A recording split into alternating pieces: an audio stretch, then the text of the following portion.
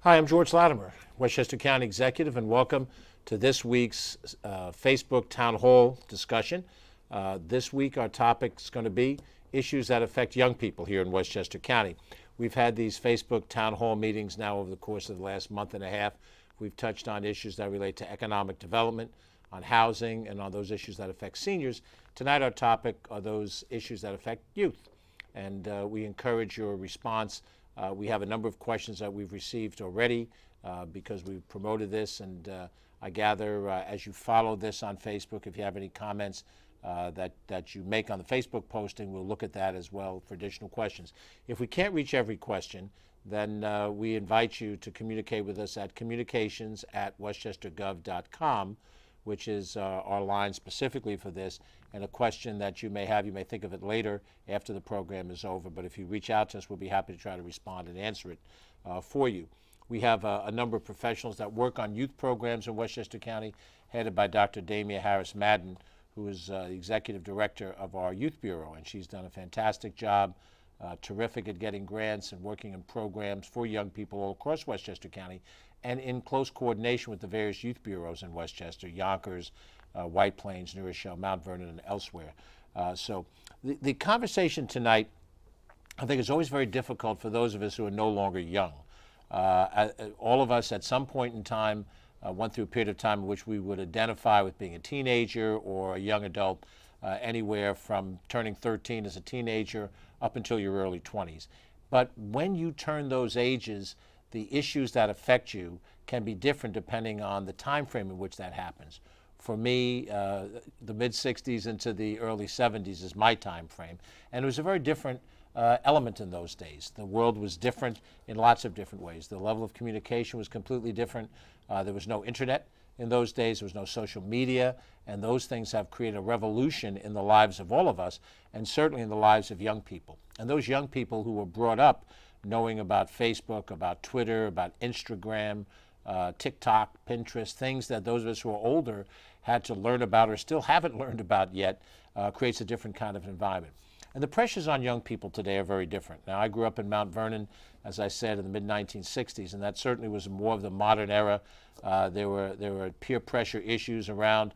There were drugs around. There were issues of violence, but not to the same degree that you might see in today's world and as affects young people today.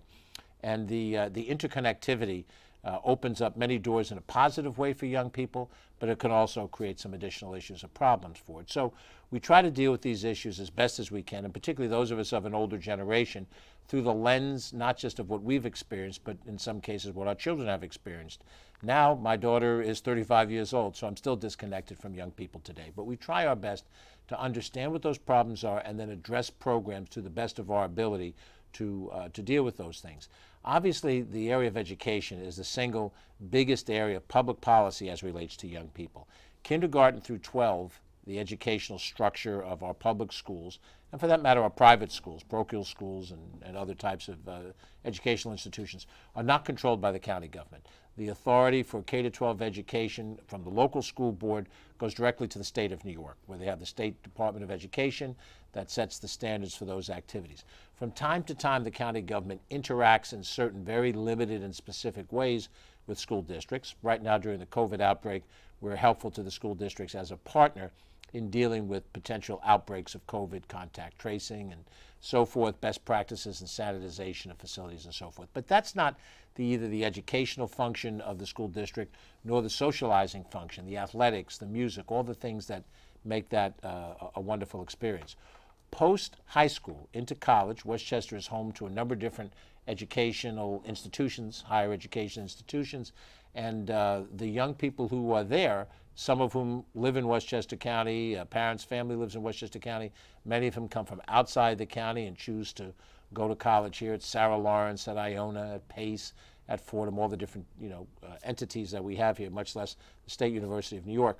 The direct involvement that county government has with the post-high school higher education field is at Westchester Community College, where we are a co-sponsor of the institution with the state of New York. We provide financial assistance and have a relationship with the county community college.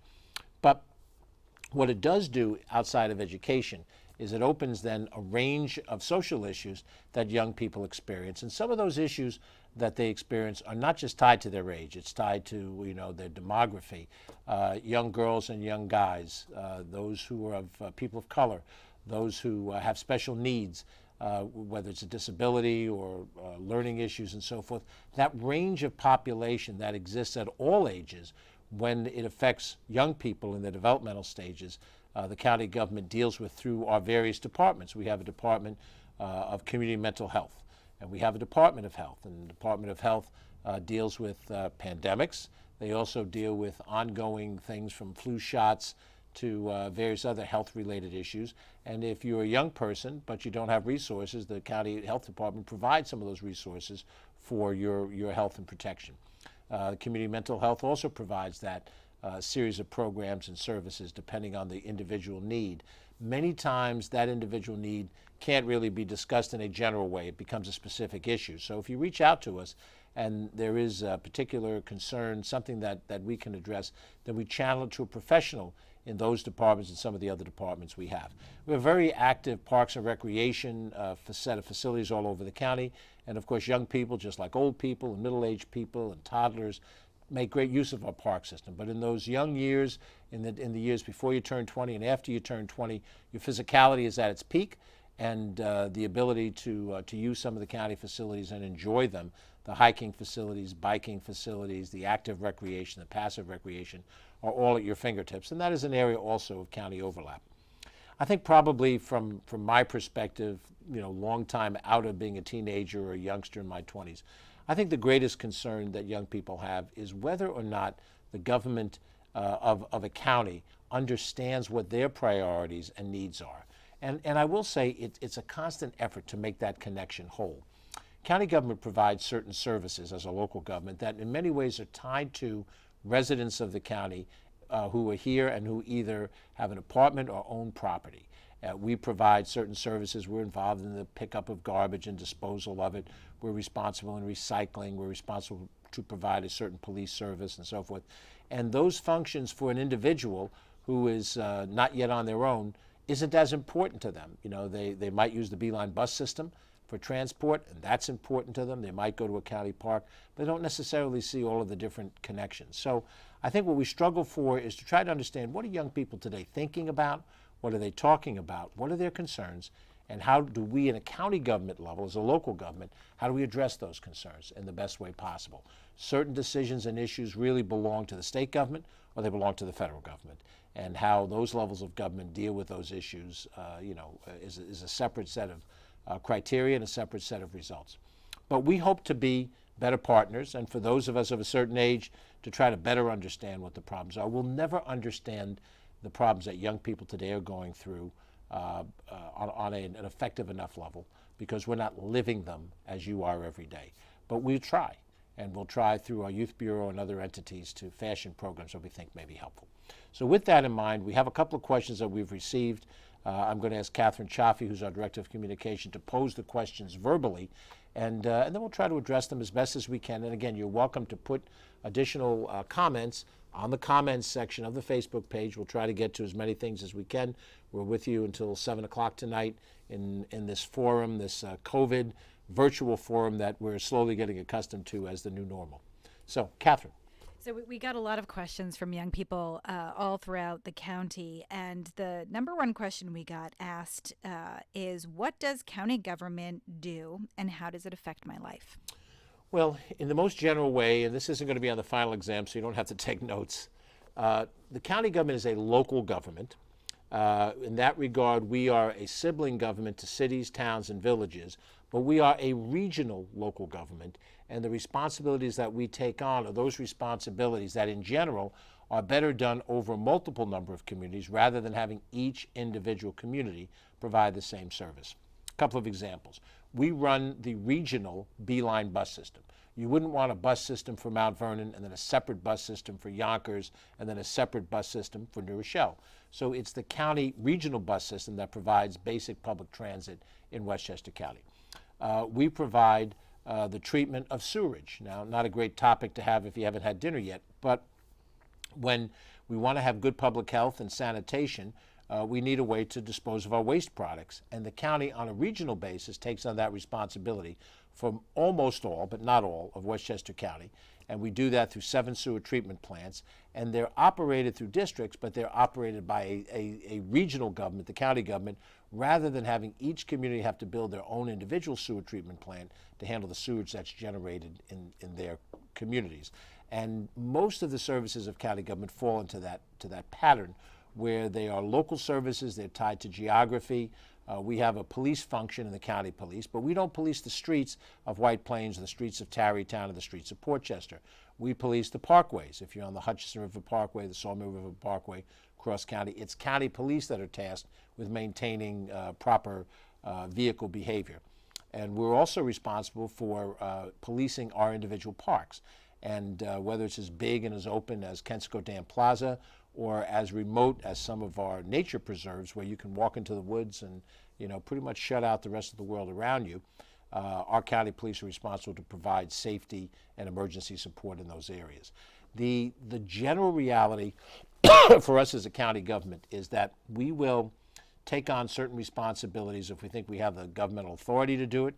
If we don't have the governmental authority to do it, we'll try to work as a partner with the local governments, and/or we will lobby the state government in some of those different areas. But if you want to sit down, you're going to have to devote a little time to this and get a full scope of county government. Go onto our website, westchestergov.com. And if you go onto that website, look over and click on departments, and you'll see from Alpha to Z all the different departments of county government. Some of them you might think of: Parks, Recreation Department, Health Department, County Police, things I've referenced already. We have a County Corrections Department that has a county jail. That's a regional function. Not every community has the capacity to house people beyond just as a holding cell. And so all of those different services and programs will be outlined for you. And you can take a look at it, get a sense of what it is we can do. As county executive, I am in essence the equivalent of the mayor of Westchester County, mayor of a city like Yonkers, Mount Vernon, New Rochelle, White Plains, villages like Portchester and Ossining are the chief executive officers in many to most cases. I'm the chief executive officer. You want to go president, governor, that's the same type of job I have. And then you have legislators, as you have state senators, United States senators, assembly members, town councilmen. You also have county legislators, and they serve the legislative function of dividing the county up and representing that area of the county. And how the legislature and the executive branch works, you learned about in 4th grade. It's the same basic principle. Hopefully, we make decisions that make sense for the people who live in Westchester County, and we try to enhance the assets we have and address the problems that arise from that. Okay, the next question comes from Marissa, who is tuning in here on Facebook. She asks, how do you plan to help younger people see political problems and make change? Well, I think the most important thing, Marissa, is to understand that in this democracy, you have a voice, but you also have to understand the structures and know when and where that voice is best used. Many of us who are of a prior generation, before the virtual generation, understand the importance of being in person to try to impact policy. Now, during the age of COVID, being in person isn't really a good option.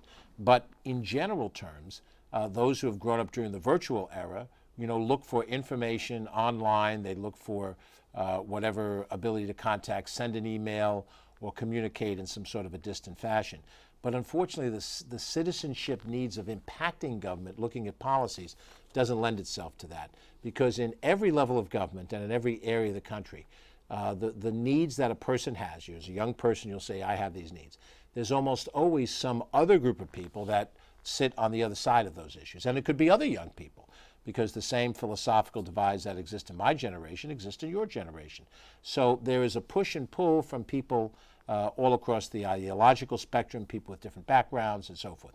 So to truly impact this, it's important to understand the structure of the government, know who legislators are, what they do. They vote on laws and pass bills. They're involved in adopting budgets. What the executive does, which is preparation of budgets and the day-to-day administration of the government, and trust me, there's enough in that alone to drive you crazy. But once you understand those things, then your ability to interact can work its way into a number of different venues. Here at the county government is one example. We have a series of boards and commissions on a host of different topics and areas of interest. Obviously, as a young person, you might serve on our youth bureau, youth board, I should say. Young people serve on that. But it doesn't matter what your age is, you could serve on any number of boards. We have ethnic organizations, African American Advisory Board, Hispanic American Advisory Board. We've added a couple of other categories, Asian American, Arab American, and if you fall into one of those demographic categories, that may be a place for you to be involved. When you're involved, what are you doing? You're discussing within people who share a similar demographic, how do we make the county more responsive to our demographic? What are the things that are unique to being in one of these different demographic groups that would be helpful? As one example, for those folks who are on the Hispanic Advisory Board, they often look at issues of language, knowing that a significant portion of our population speaks Spanish, and we need to have Spanish translation materials available for certain kind of functions. Maybe not every memo that's ever been typed, but something that would be helpful to them, and so they advocate for that. We also have boards and commissions that deal with more broad-based issues. We have a planning board that takes a look at major developments around the county. We have specialty boards that deal with qualification of professionals in plumbing or electrical work, consumer advocacy, fire advocacy. So depending on your area of interest, you can interact with public policy in one of those boards. But one of the problems is that it takes time and it takes attention, and that's not always available to the individual. You live your life, you go to school if you're going to school, you're working, you have a family of some sort, usually starting out. You might have a boyfriend, girlfriend, significant other, and you want to spend time and socially, as we all do, in a certain age category. But being involved in government isn't just a fly-by-night scenario. You can't just go to a meeting, express yourself, or go on Facebook and talk to each other's friends and have an impact. But there are ways to be involved. You're welcome to communicate with us if you'd like for more specific information. But I invite you to look at the website, look at the different departments of county government, and determine if any of those issues are particularly important to you. If you care about the environment, there are things you can do to help us with our solar initiative, our electrifying our vehicles initiative, with our food waste recycling efforts and so forth. Those are tangible ways that a young person who's interested in environmental issues can be involved in this. And there are social justice issues as well. We have a reform task force right now that's looking at areas that involve policing, and that's an area of involvement that's potential. We have a public forum coming up, 2 forums coming up next week on the county budget. The week after that, we have a forum on the police reform issue. So you can participate there as a person who speaks out and so forth. So there's a range of involvements, but the hard part is it's not going to find you. You're going to have to find it by going online and looking and trying to figure out what are you interested in, and then how do you interact based on that interest area with county government. The next question comes from Giselle. She would like to know if you could share your first experience in a leadership role. Well, that's a very good question. I would say the first time that I ever led anything of significance, and we're not talking about being elected homeroom monitor in 3rd grade or 4th grade, whatever I was, but the first time I had to lead people, I was 21 years old, and I was the manager of a Little League baseball team. It was actually the minor league of a Little League baseball team in my home community of Mount Vernon. I grew up in Mount Vernon, lived there the first 25 years of my life, graduated from high school in Mount Vernon. I now live in the city of Rye for the last 35 years.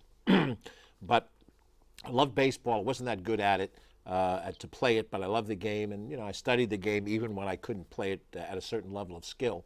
And I saw an announcement that they needed managers in the league. And so I volunteered to do it at 21 years old. And so I had responsibility for 4 years. I did this. The job that I had at the time allowed me to have the baseball practices and all that. And I had a chance to lead a group of kids that were 10, 11, and 12 years old, not that much younger than I was. Although when you're 21 and they're 12, or you're 22 and they're 12, that age gap does seem significant. Now, some of the kids who played for me are in their early 50s, and the age gap doesn't seem that much. And my first leadership role was to organize and lead a group of players playing a sport. And it was important, not because I was going to teach them how to be professional baseball players, but I could teach them something of teamwork. I could help hone a certain amount of skills that would help them in the rest of their life, the discipline you need to perform in a sport well, understanding how to win and lose, which in life there's plenty of winning and there's plenty of losing, and you learn some of that on the sports field, whether you play basketball or hockey or soccer, whatever your area is. I learned also about motivating people, because I had kids that were all across the spectrum. Some kids, you could just let them go out on the field and they play well. Some kids, you had to push them and kick them because they really didn't get motivated. And some, you had to figure out how to touch them because they were sensitive. And if you pushed them too hard, they would lose heart. So all of those things taught me some things. Now, many, many years later, I've had positions of responsibility in the private sector, now in the public sector, now as county executive. And you draw from every one of those experiences. But those Little League Baseball experiences, I was young, 21, 22, 23, 24, and the kids that I was managing, 10, 11, and 12, were even younger.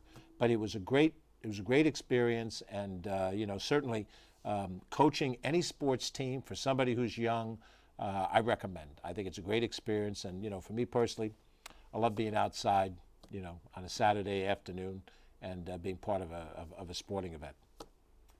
Okay, the next question is, there is obviously an important election coming up. How do I educate myself on the issues, and when can I register to vote? Well, the voting registration, if you haven't registered already, has now elapsed, as we're sitting here on the 14th day of October. If you see this somehow on tape after the 14th, you're even later still. So you need to have registered by now to vote. If you have already registered, then you're in the system. If you have any questions, you can call the Board of Elections, 995-5700. Tell them your name and your address, and they'll tell you whether you're registered to vote or not. You can still register to vote if you want to now, but you won't be eligible to vote in the November election, given the time frame it is. You can register in a political party, or you can register outside of being in a political party. My comments here today in a governmental context will stay bipartisan and neutral. In terms of getting ready for this election, this is a big election. The presidency is at hand. As much as I've been in various races for public office, councilman, state assemblyman, and all these other positions up to county executive, nothing attracts attention like the presidential race. And I almost think that to educate yourself on issues is, watch TV and see what's on the internet. But you have to be careful because, as I've experienced as a candidate at various times, when you get to the last couple of weeks, they were 20 days before the election, you will get a lot of misinformation. You'll get misinformation from side A against side B and side B against side A, because we're in a competition. And that competition isn't always done, in the nicest of ways. I encourage you to read or watch alternate sources of news. I would think that if you watch, channel A and also watch channel B, you'll get a balance. And I think if you're not sure, you're just interacting with the political process for the first time, you want to hear both sides, because each side is very persuasive and want to bring you into, their circle. And you have to figure out how you feel, what your framework is for the issues of the day. But the information that's out there is plentiful, and it'll be presented by each side, trying to persuade you to vote for them. But I think if you look at each of those different things, you'll get ideas of information and issues. But you're going to have to go on websites of candidates. We know who the two presidential candidates are. A little further down the line, there are some other competitive races in the county for the state legislature, as well as for county district attorney. And you're going to have to go online, look at the names of the candidates. If all else fails, the League of Women Voters has a voter guide that I encourage you to get. It gives you sort of the scorecard. It's like going to Yankee Stadium or Citi Field for the Mets and getting a scorecard which lists, who's playing what position, what the number on the back of the jersey is. And when you look at that, you'll get a sense of who's running depending on where you live, and that's a good way to start. But then you're going to have to go online, and you're going to have to look at alternate sources of news to get the information you need in order to vote.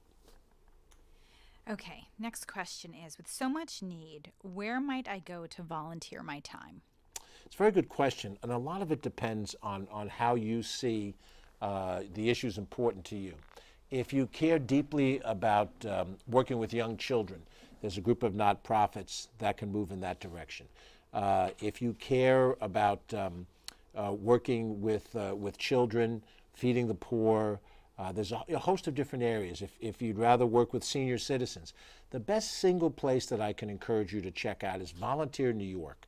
And I believe the website is volunteernewyork, all run on, .org. Hopefully I have that right. Volunteer New York, one phrase, no punctuation, .org. That organization here in Westchester County exists as a clearinghouse of all the different places you can volunteer. And then you ask yourself, how do I want to volunteer? Do I want to go and physically help out when people are conducting a food drive or feeding the poor? Do I want to physically go out and help young children and be part of a group that takes young kids out to play or to have exercise or whatever that need is? Is it something where you're dealing with senior citizens? You're going to go, it's very difficult now to visit seniors at nursing homes, but in some more direct context. But Volunteer New York will give you a layout of these different things. And then also geography matters. Where you live in the county and how mobile you are, if you have a car, if you can get around, will determine how folks go. It's rare for somebody to live in Pelham and spend their time in Peekskill, or the reverse, as volunteers. You generally look for things that are in and around your home community. But Volunteer New York is a good first place to start. Okay, the next topic we got a lot of questions on is COVID-19. So the first question is, and a number of young people ask this, do you have any words of wisdom on how students can adjust to the changes that COVID-19 has caused?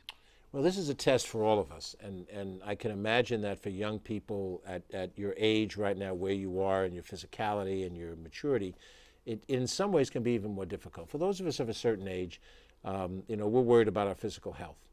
And so we make strategies based on that, how comfortable we are being out in public and potentially exposed to the disease.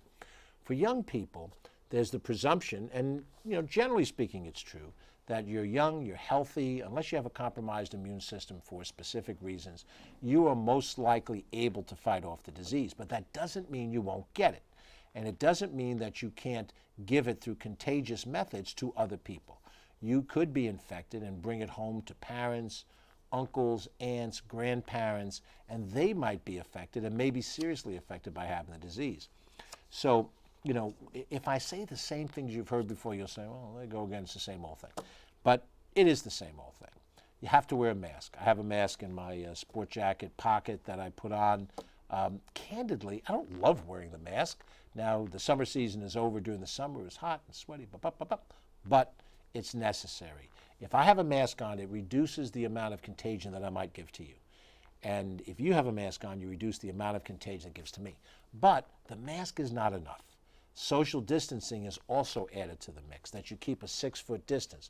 With a mask on at 6 feet to the greatest extent possible, you reduce the amount of spread. I know you've heard this before, but everybody has to be reminded. I still sometimes leave the car and forget to put the mask on, because it's just not necessarily second nature to any of us.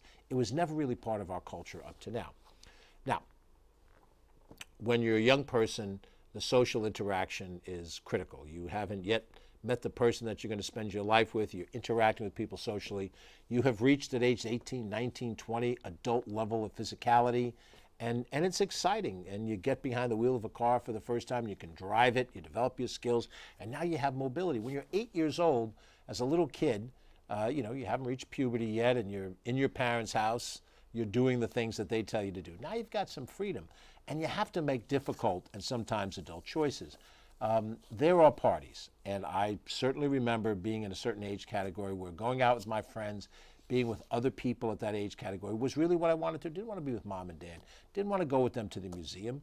I wanted to be with peers, other guys to talk sports with, and then, the boy-girl realities of things, or, whatever the partner is in life, whatever your orientation is. But you have to be smart. And to be smart means the stuff I just said. Masks, social distancing, it's hard to do. Sanitization and washing of your hands. You should do that anyway. My mother, long gone, told me about that when I was a kid. Can't say I always did it properly, but now, because it can spread the disease, that becomes very important. And then also just making sure that you're not in settings where you drop your guard, where you figure, well, everybody's doing this, I ought to be able to do that. You still have to stay as rigorous to these things as possible. It reduces the great amount of this. At some point in time, medical science will develop a vaccine. They will develop an antiviral treatment. But we don't know when that's going to be. It could be at any point in time. We all hope it'll be tomorrow. It may be the day after tomorrow. It's more likely not going to be that soon. So we're going to have to go through a period of time of this.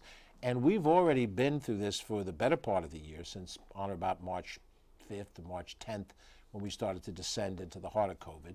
And we're almost made a whole circle now. We've still got to go through Halloween, Thanksgiving, Christmas, New Year, and then we'll be almost back after Valentine's Day to where we started.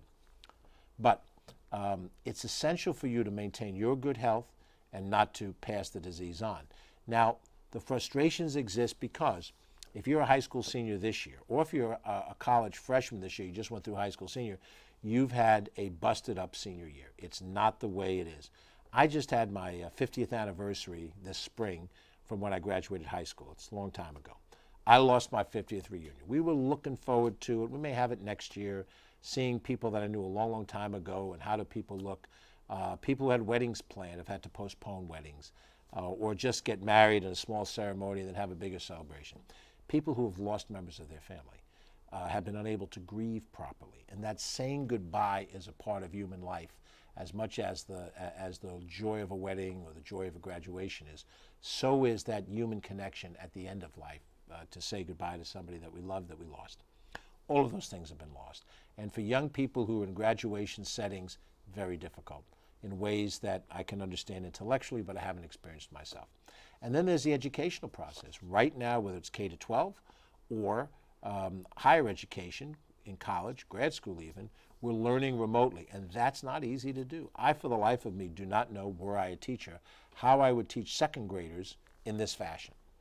You know, you need to have a warm but firm hand on little kids. It's just what happens. When I was in second grade, I wouldn't sit in my seat. I wouldn't keep my mask on.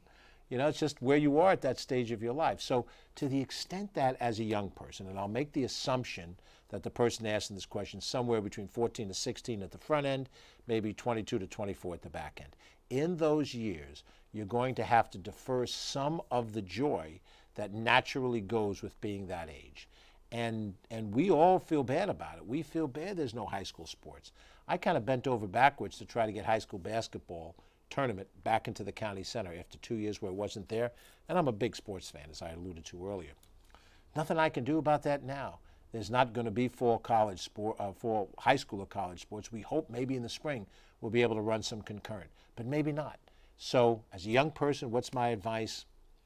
This is one of those things that we all have to suffer through, and now you have to suffer through it at age 18 or age 21. You will hear your grandparents, my parents, maybe your great-grandparents, talk about the Depression, talk about World War II, the sacrifices they made. I wasn't alive during those days, as old as I am, but those were sacrifices they made because of what was happening in the world. And now it falls to you and I, even though we're of different ages, to make those sacrifices now.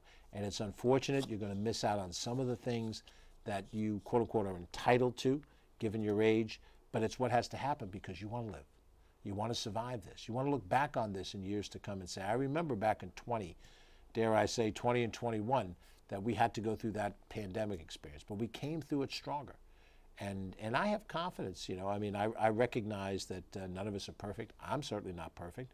And young people, you know, you're going to make mistakes along the way, as I have. It's not a function of age, it's a function of being a human being.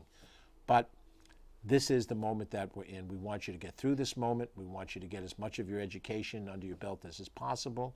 We will get through this. You will certainly get through this, and you will thrive. But you have to know that, and then the discipline that you have to show between here and there will be rewarded by you being able to get through it and then moving on to the rest of your life in a productive way. Okay. The next question is, what role, if any, does the county play in making decisions about schools during COVID-19? Well, the decisions on opening or closing schools are in part decisions that the county health department makes in consultation with the school districts. And the big open-ended way to say this is, it depends. It depends on how big an outbreak is. It's pretty clear if you have an outbreak in a school and it's 30 people, you're going to close the school. That's not in question. If you have an outbreak of one person, you're probably not going to close the school unless that person may have had unique contact with everybody else in the school, or depending on the nature of the function of the job, if it's an adult, say a cafeteria person. But the county does not have the power unilaterally to close all the schools. That power belongs to the governor of the state of New York. In the hierarchy of things, I mentioned the county is a sibling government, meaning a brother or sister government, to towns, cities, and villages. Dad, in that scenario, is the state. we're all creatures of the state. The state governs us, sets down the rules for how counties functions, villages, towns, cities, school districts, fire districts, and all the other stuff. So it is, in terms of educational issues, and that's really the bulk of what happens on a school campus, it's really the state government in the interaction with the school board and the school superintendent that make the decisions that impact what happens. So, the classic example is, what happens if it snows outside? What power do I have? I can close down the county government if it's heavy snowing outside. I cannot close the schools. Those decisions are made by local school board members through the superintendent, unless the governor, with his overarching authority for the state at large, decides to close the schools down. But that's really how the power structure falls. We have involvement in trying to help ensure public health in the various schools. We provide certain kinds of services for the three of the big cities. Our B-Line buses provide school transport for kids going to high school and so forth. We have some other overlaps, but it's not the main event. The main event is what happens in the school district and how it relates directly to the state education department of the state of New York. Okay. So, with many people losing their jobs since COVID-19, many are now facing food insecurity. Since people cannot afford to buy food, where can they go and how can young people help? Well, the young people help side, I think I've already identified. I would call Volunteer New York and indicate that your interest is in helping out in the feeding of people in Westchester County. They will point you to a local food bank, a local area where food is being distributed, and they need as many helping hands. They need the young support of young people that can do physical things that some of the older ones of us are no longer able to do quite so easily. But on the front end of this, food insecurity is significant. Under normal circumstances in Westchester County, we have over 10% of the population that identifies as having food insecurity because of poverty issues and so forth. Now that number's swollen because of the amount of people that are out of work and in certain jobs that have not been coming back very quickly. As one example, the hotels of Westchester County have suffered greatly from this pandemic, and to some extent the restaurants have. Some of the restaurants have had outdoor seating during the summer. They've come back a little bit. Some of them have done pretty well. But the hotel industry is decimated. People are not traveling for leisure nor business, and people who work in the hotels, the housekeepers, the bell staff, front desk clerks and so forth, they're just out of work. And they're skilled to do that kind of hourly work, and it's very hard in a pandemic to turn into a different kind of a career path and so forth. So we're dealing with lots of people that don't have reliable income. The federal government has shut off the financial support, which was going, I think, until August, and now they're in the middle of the expected political disagreement over what to do about it. And in the meantime, people don't have resources to be able to go with. So Westchester County, which normally supports some of our food efforts, took $4 million and added it to our food insecurity program.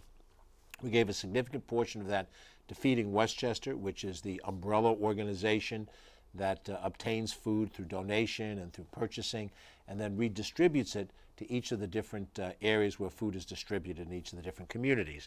And in addition to that money that we give to Feeding Westchester, we took a chunk of the $4 million and we provided it to the local food pantries and the various food drive issues. So if you live in Larchmont or Mamaroneck, the Larchmont-Mamaroneck Hunger Task Force distributes food on Tuesdays from 4 to 6 at Mamaroneck Avenue School. If you live in White Plains, El Centro Hispano has Thursday food distribution at their location in the campus parking lot of St. Bernard's Church right off of South Lexington Avenue. And every community has something like that. And we have supported, aside from Feeding Westchester, directly into some of those food pantries and some of those food programs. We've also helped fund some innovative programs that tie into restaurants where a restaurant card can be used, certain kinds of restaurants to purchase food and help individuals deal with their individual needs. Normally when you go to a food distribution center, there's a couple different ways they may organize it. I've seen it done where you pull up in a car and they give you a set box, and in that box are certain items that would represent good and balanced meal. There are some. I went to a pantry in Pleasantville operated by the Methodist Church where you could actually go in and shop without money and take a certain amount of things off a shelf and take it and go. You have to show them what you have, and then you go, and that's the material you have to eat with. So that's a possibility as well. But the volunteer element for you to help out is volunteer New York, find out what's in your neighborhood, and they'll tell you. If you live in New Rochelle, they may direct you to Hope Community Services. If you're in, well, any of these communities, they'll give you the name of a specific organization, and they'll say, food distribution on Thursdays, all hands on deck. If you have the free time on Thursday or on Saturday, you can participate in it personally, and you can get that good feeling from knowing that you're helping somebody else out. Okay. Last question on COVID-19. Obviously, a lot of young people in the county are dealing with loss. They're dealing with fear. What is your advice to them in managing their mental health and their fear during COVID-19? Well, obviously, it depends on the degree of concern that you have. And there is a level of mental health, mental fitness that you have to determine if you need the help of professionals, people who are really able to help you get through this difficult portion of your life. And you shouldn't be afraid to ask for that help. And we have our Department of Mental Health under Commissioner Michael Orth and different programs and people. We have a hotline number. I don't know if we have it available up on the screen. I don't remember it offhand, but we'll put the hotline number. It's a 995 number, and you're welcome to call that. There are different support groups that are out there. There are youth groups in various organizations. If you're active in a local boys club, girls club chapter in the county, if you're active in local YM or YWCA in your neighborhood, they'll be able to connect you to local programs where you can go and deal with it in the same way that you would otherwise. You have to determine, to the best extent of how you feel and try to get with a group of peers and talk it through. Now, the biggest important element with fear and with this kind of doubt, don't be afraid to admit that you have some fear. Don't be afraid to admit that you have concerns that are affecting you. And I can speak, I guess I'll speak through my gender. I know for guys, boys, that can be a difficult thing to do.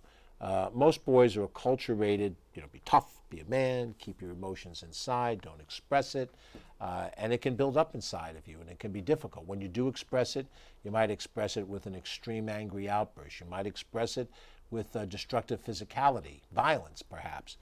It's so much better if you can admit to yourself that these are concerns you have and try to talk it through with a mental health professional, through the county, through a private zone, in a peer group where you can deal with it. There's nothing wrong with being afraid. People of all ages and of all backgrounds have a certain amount of fear now. We have not gone down this road before.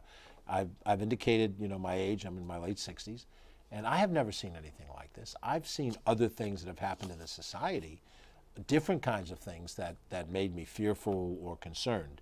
When the World Trade Towers came down, there was for a while a fear that this was the beginning of some horrific long-term terrorist battle. It didn't turn out that way, but that was a legitimate fear in the days after 9/11. We were waiting for the other shoe to drop, all of us. And at that time, I was in my 40s. Certainly when I was a young person, some of the upheaval of the 1960s were part of my life. It's ancient history to you if you're young today, but for those in my age category who remember what the year 1968 was like, political leaders were assassinated. We had riots in the urban centers of our community. We had political discord. You think you have political discord now? Well, we had it then too. It wasn't just created, yesterday. In all of those things, it takes a certain comfort zone inside of you, which is hard to get to for the individual. And none of us keep it all the time. You have it, and then something can happen, and it can make you feel less confident about things. The greatest thing I would say to a young person is you have to have esteem in yourself, self-esteem. I grew up in a poor neighborhood in the south side of Mount Vernon. I talk about it fairly frequently. It was a tough neighborhood to grow in, and I had friends, some of whom are not with us now, some of whom had circumstances in life that did not really turn out very well. Some of them are gone, and some of them are still struggling through these difficulties. The bottom line is we're tested as people in this world. It's not a cakewalk for any of us. Even those who may be watching, you might have wealthy parents, you may live in a beautiful home. You too can suffer from the fear, from issues that have you questioning your mental balance, your mental health. So this is an unknown path to walk on. When I ran for the office of county executive, public office, I run politician, if that's what you want to call me. I didn't know we were going to have a pandemic. I didn't know we were going to have a loss of revenue that was going to cripple whether I could provide basic services. I didn't know I was going to have to try to convince people to wear a mask every day. None of that was apparent to me 3 years ago. But what do? You do what practical-minded people do. You have a problem and you figure out how to deal with it. You put people around you who are practical-minded and who can help you work through it. And you do the same thing as an individual. You know, if you have a good group of friends around you, you lean on your friends. You lean on your parents. They haven't lived through this either. And they may be doubtful as well about how this is all going to turn out. But they have lived and they have certain experiences in their life. And there are people who are poor, people of color, young girls who are trying to deal with being female in a society that does not always help females out. If you are in the LGBT community, you're living in a straight society. The vast majority of us are straight, but if you're LGBTQ, you feel the pressures of being different from the group. If you're an immigrant from a Latin American country, you feel the Anglo nature of America. That is the mainstream of us. And you feel that sense of different, and it can work against you. And you have to try to find that equilibrium in yourself. It's not easy to do. And it's not you doing it on your own. You reach out for help. We will get through this. And I don't say that with a Pollyanna-ish attitude, and I don't say that with a sure knowledge of how we are going to get through this. But I'm a student of history. I've read about American history, I've read about world history over the years, and there have been crises at all various times in the world's history. You don't need for me to walk through the history of the world. But we as human beings are extremely adaptable and we're extremely flexible. It takes us getting outside of a comfort zone to do that. That means I got to get up off the couch and do the projects that I need to do around the house and in my life. But we can do this. You can do this. You know that inside of you, you're a special person. And we're all special in our own way. You have to have that confidence in yourself, that esteem in yourself, that your life matters. And it may be hard for you to see it that way, but you do matter. Each of us matters. Every one of us matters. And if you can try to find that group of people to help you support that, you will get through this. We will get through this. And it isn't the leadership of me or one person. It's all of us together showing leadership in every little way. If you do, as the person who asked the question, if you want to volunteer, you're a leader. You go and help out distributing food to poor people. You're a leader. You're helping people get through this. And you'll feel that sense of gratification in yourself. Go help little kids. Maybe they can't play baseball, but you could read a story to them. Libraries, are always looking, if you have time on your hands, depending on where you are, remote learning and so forth, there's need for tutors, and they can help you connect it. And that's how we get through this. We don't get through this with pontification. We don't get through this with me predicting things. We get through this together, just like that. That's what I believe. So the next question, in light of the murder of George Floyd and others, what's the role Westchester County government has in helping to break down barriers and expanding opportunities for boys and young men of color? And what resources are available to create a more just and equitable world? Well, Westchester County is one portion of what this macro issue is. And we deal with this as a society, not just as a county or as a town or a city and so forth, but within the responsibilities that we have. I created immediately a task force, a diverse task force of individuals to look at all elements of our policing structure and make decisions that would help make changes that we think would help us connect better in the community.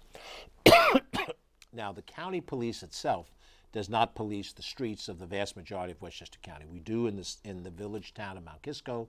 We do to some extent in Cortland. We have some other functions. We police the roadways and we police the parks. But we are now going through a process of looking at all of the different elements of what we do, and particularly because the county police has the responsibility to train through our police academy most of the new recruits in local police departments. We provide that training function. We're looking at the training modules, and the people looking at this are doing this public. We have a public forum coming up on Tuesday, October 27th. And at that forum, you'll be able to participate virtually. You can follow up with us. Again, call us at 995-2900 or communicate through that email address I gave you, communications@westchestergov.com. We'll get you the information you need. But that task force is working on specific ways to deal with the issues of police reform. Let me tell you that, and this may not be, the most popular thing to say. The vast majority of our police are good people. They're people who care deeply about the communities they serve. An element of those police that have performed badly or poorly are not representative of the whole. But we can't ignore that portion that has performed badly. We have to work at making sure that is dealt with, and dealt with fairly and properly, but effectively. At the same time, that nature of police and community together is essential here. And we have to try to figure out how to form a stronger bond, because we need policing services. There are people in the society who mean to do harm to other people. And we have to deal with that appropriately. Not every response call should be a police response call. There are certain types of things where a mental health professional is the right person to respond. But there are other circumstances and times where we need a police response. So we have to have that balance. And that's what we're trying to strike, which is reform what's wrong, fix what's broken, but at the same time, appreciate the fact that we have a society that includes lots of different people.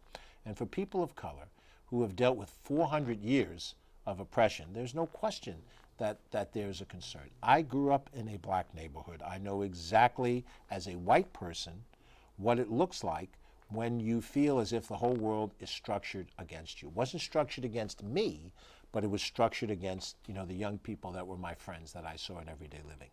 How well we respond to this moment is one part what a county government does, but it's also one part what we do as individuals and how we try to rise from this moment. The concerns are broader than just policing, and we do ourselves a disservice if we look at the police and we say, here's the problem, let's solve it here.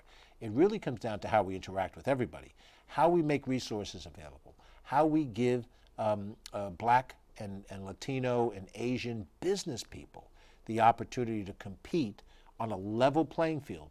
Not necessarily a preferential playing field, but a level playing field. Field's not level. You have to create a level playing field where, as Dr. Martin Luther King said, the content of your character matters, not the color of your skin.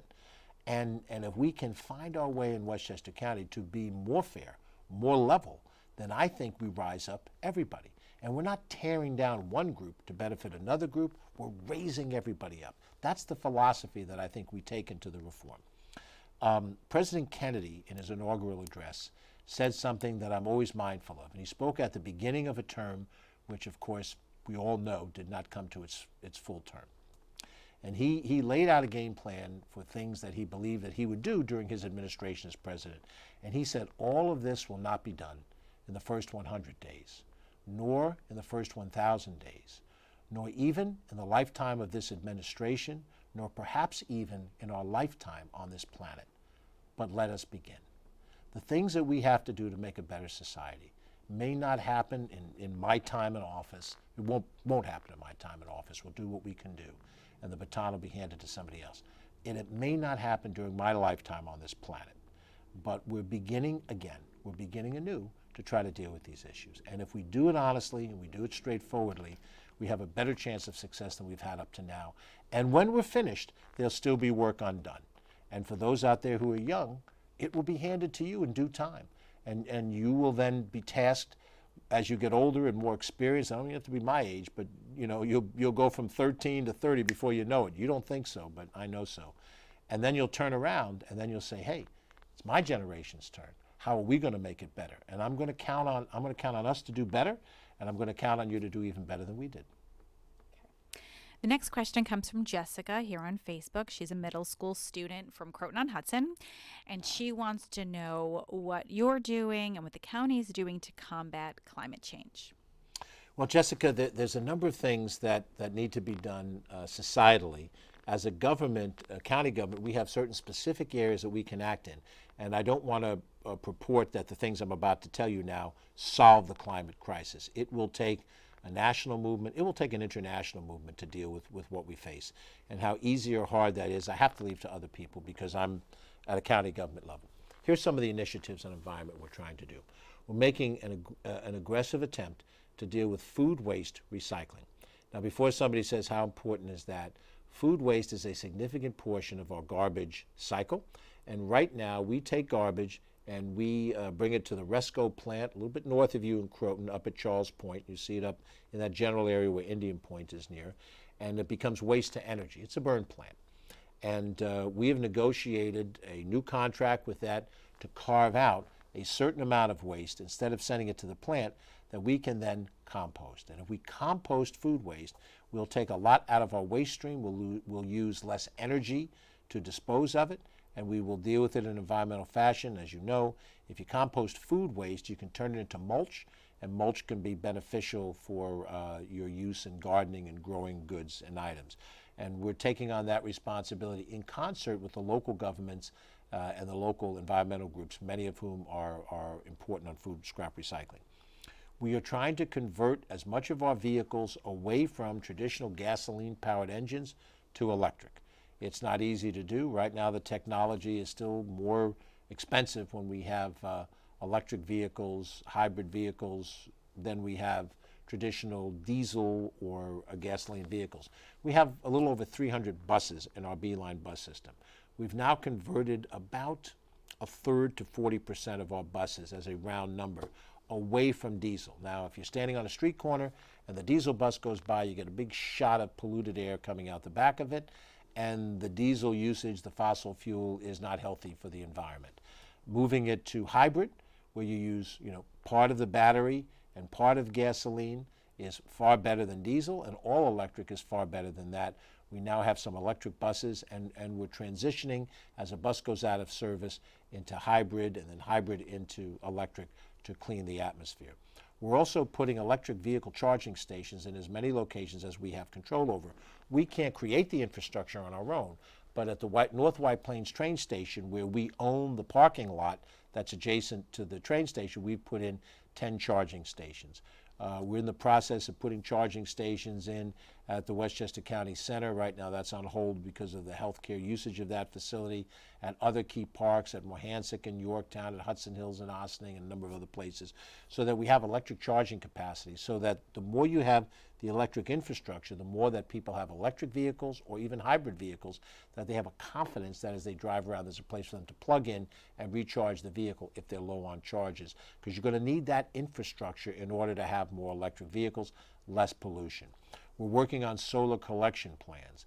Right now, in the first phase of what we're doing, we're going to put solar collection panels on the roofs of our two bus garages, one in Valhalla, one in Yonkers. We're going to put one on the roof of the county courthouse, which is the largest building opposite our county office building. And we have some carport plans, I think at Croton Point Park, not far from you, where we'll have a carport structure where you can come in and park, and it gives you some shade, but also collects sun. And then we can generate electricity through the solar and reduce our pull off of the grid. We have now an electric demand control function in the county, where all of the different buildings that we operate, we've contracted with a company called New Energin, and we shut down onto alternate structures at times of peak usage, so we don't pull energy off the grid, and that reduces the amount of energy that we need to take, so that more of it is available for other purposes. So we're doing things along those lines. I'm sure there's other initiatives I couldn't think of quickly. All of those are steps toward a more healthier environment. However, we have to be realistic that there's major societal changes that's going to be needed.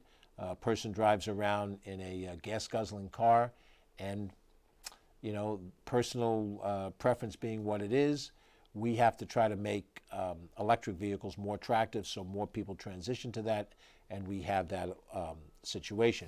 We have to preserve more of the wetlands around our watercourses to preserve water quality. That's an important issue. I will give you a long list of issues. The county is trying on a number of these initiatives. We can do better, but at this stage of the game, we're making steps in the right direction.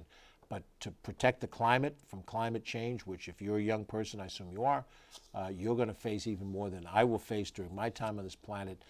We obviously, all of us, have to do more. So we're pleased, but we're not satisfied, if that makes any sense. We're pleased that we've made certain strides. We're not satisfied that that's adequate strides. We have to keep working. Okay, well, we're already past 1 hour, but I think we have time for one more question. Okay, sure. I think Take it's one more a question, great question to end on. Nate from Newcastle would like to know, what is your favorite ride at Playland? Well, it would obviously be, the Dragon Coaster is the great ride, except that I get a little height sick. So the Dragon Coaster, which should be a great ride, or the Dragonator, which is the newest ride. But, Nate, if you want an honest answer, this is not an impress you answer that, I can take the ride up into it. I like bumper cars. There's something that gets your aggression out when you have a friend with you and you just slam into them with the bumper cars. You can't do that in real world driving. I find it fun. But you know what? There's so many things at Playland. When we open it next year, we're hopeful, cross our fingers. When we open Playland next year, communicate with us, give us a call. I live right by Playland. I'll meet you down there, and we'll give you a ticket to ride on your favorite ride. How's that? And if it's bumper cars, I'll join you. If it's a roller coaster, I got to get a little more nerve to do the height thing. Just being honest. It is high. It's high. It dips. Yes. Anyway, we thank you very much for tuning in. We hope this has been interesting. I know it seems like a nonstop 1 hour narrative, and if I put you to sleep, probably you needed the rest anyway. But we're going to be back in a couple of weeks with another one of these sessions, try to speak openly and honestly about the various issues of the day. We know that in about a month's time we have Veterans Day coming up, and on Veterans Night we will have one of these sessions talking about veterans issues. So for those of you out there that see our emphasis on youth, where we'll talk about veterans and the wonderful role that they play.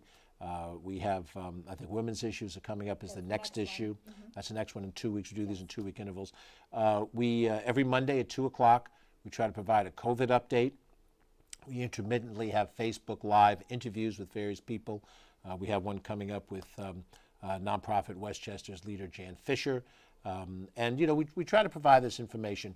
I don't know that this is must-see TV or must-see online publication. We're trying to communicate in as open a way as we can. When COVID lifts, we can have meetings in person at the local firehouse with your county legislator, coffee and conversation. But for right now, this is the safest way to communicate. We appreciate you watching. We hope it's interesting. Reach out to us. Stay safe. And have a good evening.